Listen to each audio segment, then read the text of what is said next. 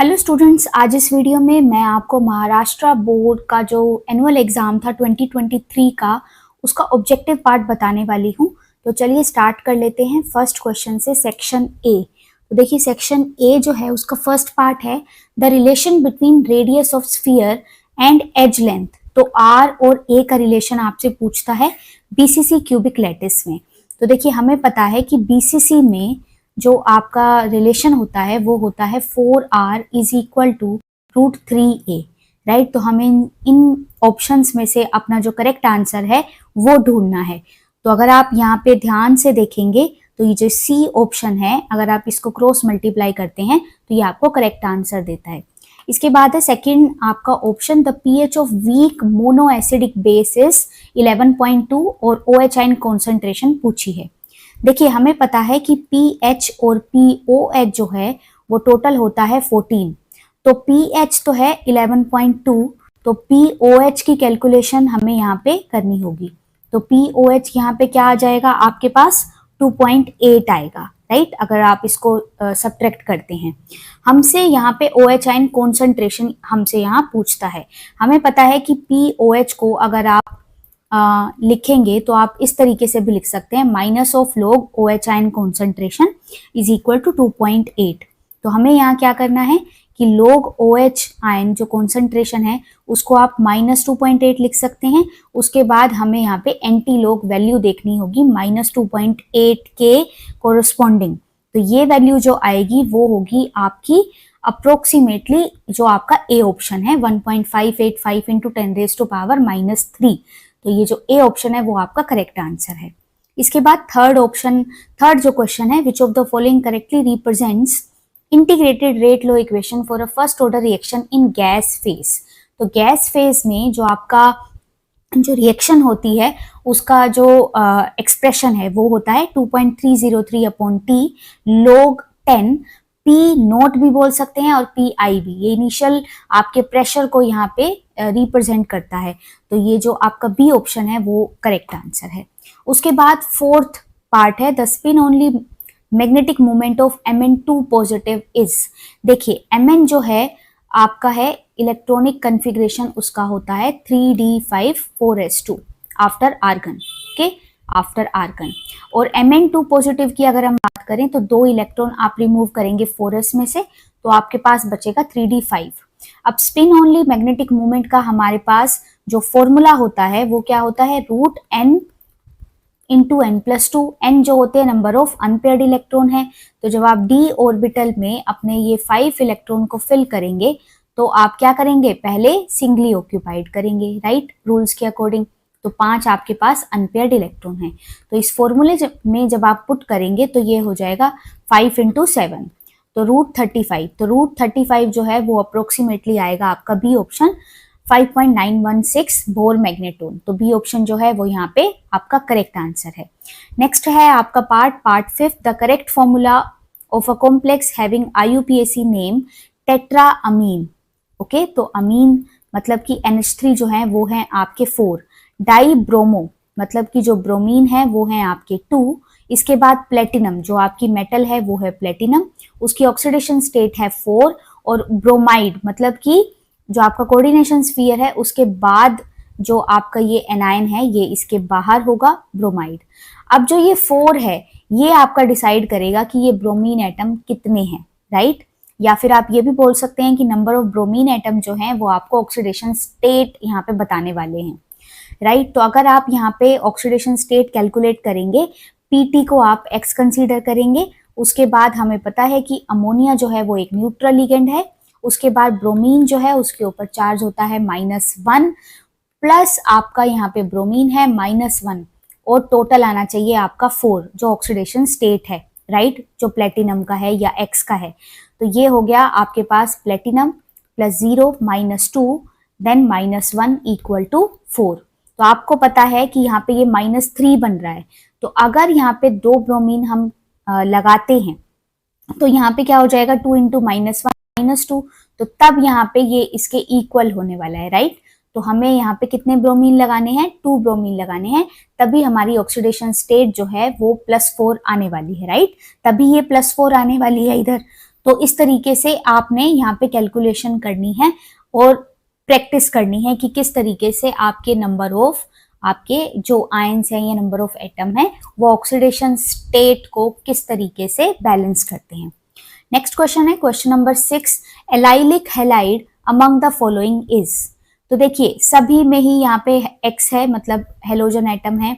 Allylic में किस तरीके से होता है कि आपके पास अगर कोई double bond atom, double bond carbon है, तो जो उसके साथ वाला जो आपका कार्बन होगा और वो होना चाहिए आपका sp3 हाइब्रिडाइज्ड, और उससे आपका जुड़ा हुआ क्या होना चाहिए, ये आपका हेलोजन होना चाहिए। तो कुछ इस तरीके का हमारे पास स्ट्रक्चर होना चाहिए कि जो हेलोजन है that should be attached to sp3 hybridized carbon which is next to carbon carbon double bond।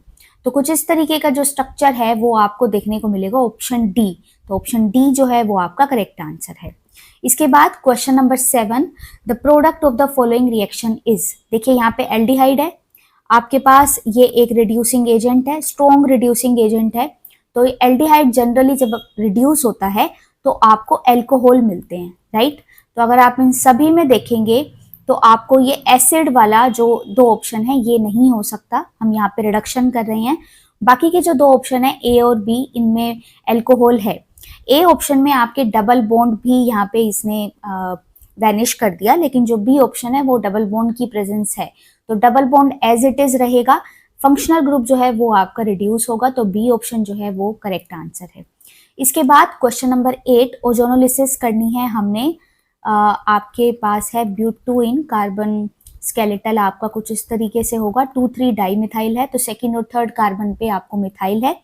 Ozonolysis के आपको प्रोडक्ट पूछता है और उसके बाद हमें डिकम्पोजिशन करना है with zinc dust and water. तो जब भी आप ओजोनोलिसिस करते हैं तो सबसे पहले आपने जो ये आपका डबल बॉन्ड है इन साइड से आपने जो ब्रेक करना है, राइट। अब ओजोनोलिसिस करनी है तो इस तरीके से हो जाएगा, आपके पास 3 ऑक्सीजन एटम है, तो जब ये ब्रेक होगा यहाँ से तो आपके पास क्या होने वाला है, ये बनेगा आपके पास CH3, ये होगा COCH3। आपके पास क्या बनने वाले हैं, एसीटोन, और यहाँ पे भी सेम ही स्ट्रक्चर है, राइट। तो अगर आप इसको ब्रेक करते हैं तो आप देख सकते हैं ये दोनों क्या हैं, सेम आपके कार्बन स्केलेटल है। तो जो सी ऑप्शन है वो आपको करेक्ट आंसर देता है। इसके बाद है the glycosidic linkage between maltose. तो आपने अगर स्ट्रक्चर देखा है माल्टोज का तो यहाँ पे कौन सी लिंकेज होती है, अल्फा 1,4 ग्लाइकोसाइडिक लिंकेज। इसके बाद आपके पास 10th पार्ट है the monomer of natural rubber is. ये इंपॉर्टेंट क्वेश्चन है, बहुत सारे स्टेट के क्वेश्चन में पूछा जाता है। तो नेचुरल रबर जो है उसका मोनोमर होता है कैप्रोलेक्टम, सी ऑप्शन जो करेक्ट है। इसके बाद सेक्शन ए का ही मैं यहाँ पे डिस्कस करने वाली हूँ आपसे, जो ये 1 मार्क क्वेश्चन है, पार्ट ए है। Right the name of technique use to know the geometry of nano particles. तो नैनो पार्टिकल्स की जो ज्योमेट्री है उसके लिए हम यूज करते हैं TEM टेक्निक। तो TEM टेक्निक क्या होती है, ट्रांसमिशन इलेक्ट्रॉन माइक्रोस्कोप, माइक्रोस्कोपी आप बोल सकते हैं। इसके बाद आपका पार्ट 2 है right the name of product formed by the action of LiAlH4 ether on acetamide. तो एसिटामाइड होता है आपका CH3CONH2, राइट। उसके बाद आपने यहाँ पे ये रिड्यूसिंग एजेंट लगाना है LiAlH4 in presence of ether, तो ये आपका बना देगा प्राइमरी अमीन CH3CH2NH2, तो ये आपका बनेगा इथेनामीन। इसके बाद थर्ड पार्ट है right the structure of the product formed when chlorobenzene is treated with sodium metal in the presence of di ether. तो देखिए क्लोरोबेंजीन क्या होती है, आपने बेंजीन पे क्या लगा देना है, सिंपली क्लोरीन लगा देना है, राइट। अब आपको पता होना चाहिए कि सोडियम की प्रेजेंस में ये एक फेमस रिएक्शन है जिसका नाम है फिटिग रिएक्शन। तो ये दो आपके पास जो मॉलिक्यूल हैं ये आपस में जुड़ जाएंगे, आपके पास जो ये 2 बेंजीन हैं, राइट, तो ये आपस में जुड़ने वाली हैं जिसको हम क्या बोलते हैं, डाइफिनाइल। तो डाइफिनाइल आपको मिलने वाला है, right, Fittig reaction. Then fourth part write the chemical composition of cryolite. तो क्रायोलाइट क्या होता है, क्रायोलाइट का फॉर्मूला होता है Na3Al F6, राइट। तो आपको पता है कि अब केमिकल कॉम्पोजिशन क्या है, आपके पास सोडियम है, एल्यूमिनियम है और फ्लोरीन है। देन आपके पास है fifth part, write the name of platinum complex used in the treatment of cancer. तो देखिए हम जनरली जो यूज करते हैं, जो आपकी बुक में भी दिया है, उसको बोलते हैं हम सिस्प्लेटिन, ठीक है, और आपका कार्बोप्लेटिन भी यूज कर सकते हैं, राइट। तो सिस्प्लेटिन जो है वो मोर अप्रोप्रिएट आंसर है। इसके बाद है sixth, right the SI unit of cryoscopic constant. तो जो क्रायोस्कोपिक आपका कांस्टेंट है उसकी एसआई यूनिट होती है केल्विन केजी पर मोल, और इसको हम क्या बोलते हैं, इसको हम molal freezing point depression constant भी बोलते हैं। इसके बाद next question, right the correct condition for spontaneity in terms of Gibbs energy. देखिए गिब्स एनर्जी की फॉर्म में आपके पास ये एक स्पॉन्टेनिटी इक्वेशन है, delta G is equal to delta H minus T delta S. तो अगर आपका डेल्टा जी जो है वो नेगेटिव आता है तो आपका प्रोसेस जो होता है वो स्पॉन्टेनियस होता है, राइट। तो यही आपकी इक्वेशन है, यही कंडीशन है।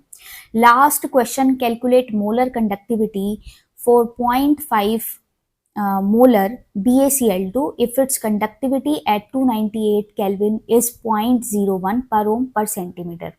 तो देखिए मोलर कंडक्टिविटी का एक फॉर्मूला है जो आपके कंडक्टिविटी को रिलेट करता है अपॉन कॉन्सेंट्रेशन, सो K इंटू 1000 अपॉन C।